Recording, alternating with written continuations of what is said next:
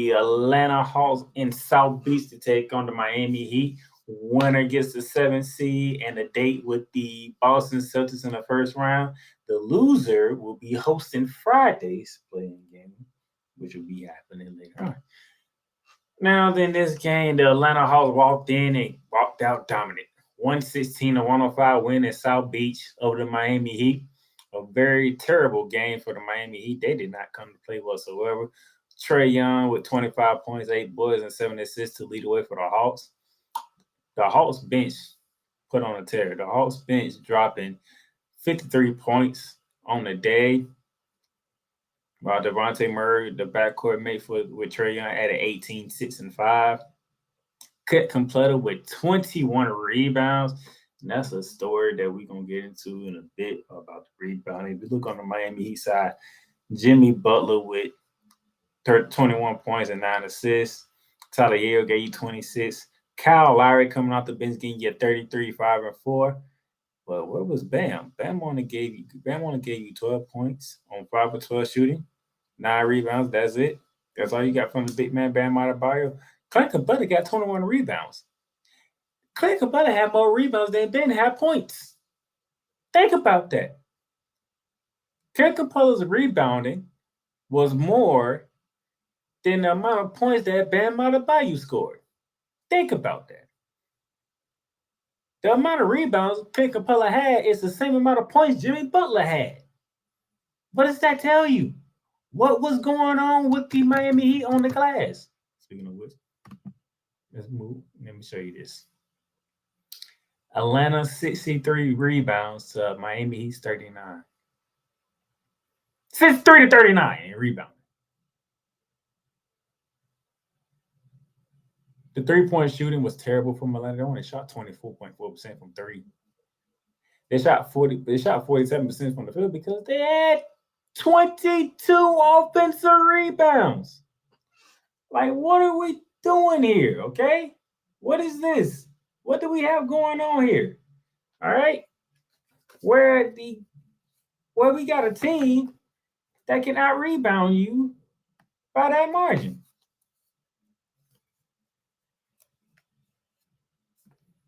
That's what I want to know. What we got going on here?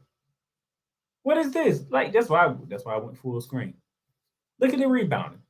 Atlanta Hawks 63 rebounds, 21 of them. 22 of them on the offensive end. To Miami 6 offensive rebounds.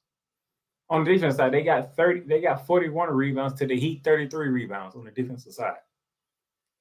This is how bad it was. And why I don't understand. I just don't.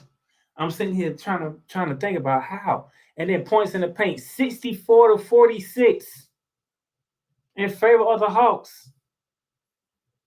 Like Miami didn't show up to play at all. This was a terrible game for Miami, and you was at home with the Boston Celtics, and you lose it. You didn't show up to play. This is how you showed up. This is what you did. But hey, Atlanta wins. Atlanta gets the 7th seed. They get to face Boston in the first round of the playoffs, and Miami has to win at home on Friday night. Go figure. The second game was that Tuesday's playing game for the 7-8 matchup. We had the Los Angeles Lakers hosting the Minnesota Timberwolves. Winner gets the 7th seed and a matchup with the Memphis Grizzlies. Rudy Gobert was suspended for this game after what took place between him and Carl Anderson. Jaden McDaniels is done for the season after he broke his hand for punching the wall. It's interesting to see a lot of people, including myself, felt like the Lakers were going to walk away with this one. That was not the case. 108-102 in overtime. Lakers survived and advanced. And it's crazy because it was the Timberwolves who controlled the game. As you can see the box score here. Karl Anthony Towns, 24 points, 11 boards with 5 assists. Mike Conley had 23 points to go along with it. Anthony Edwards, Ant-Man. Well, he was an ant in this one because he was very small. Only 9 points, 0 for 9 from 33 for 17 from the field. He did give you 8 rebounds and 5 assists, but he was nowhere to be found. at all. For the Lakers, LeBron James continuing to doing it at the age in his 20th season. 30 points, 10 boards, 6 assists.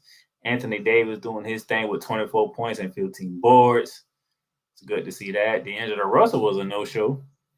D'Angelo Russell only had 2 points. 1 for 9 from the field, for 4 from the field. They brought in Dennis Schroeder off the bench, and Dennis Schroeder picked up where D'Angelo Russell was struggling at, because Dennis Schroeder came in and gave the Lakers 21 points off the bench, 3 from 4 from 3, 5 for 12 from overall. And it was a crazy game, but it was the Timberwolves who controlled the game. The Timberwolves, look at it. They shot better from the field than the Lakers. They shot better from 3-point from the Lakers, and they shot better from the free throw line than the Lakers. The Lakers did better on the rebounding. They did better in the paint. They outscored Minnesota 54-36 in the paint. They out-rebounded the Timberwolves 48-37. But the Timberwolves had it. They had a double-digit lead, and they let it slip. They let the Lakers come back in it. And then the Lakers got the lead late and could have put away the inauguration, but they committed a stupid foul. Anthony Davis saw Mike Conley on the three-pointer. Mike Conley hit all 3 since the game overtime. And the Timberwolves couldn't do nothing in overtime. Karl-Anthony Towns was in foul trouble. Anthony Edwards didn't show up. So the Lakers are back in the playoffs, ladies and gentlemen. They are the 7th seed, and they get a date with the Memphis Grizzlies.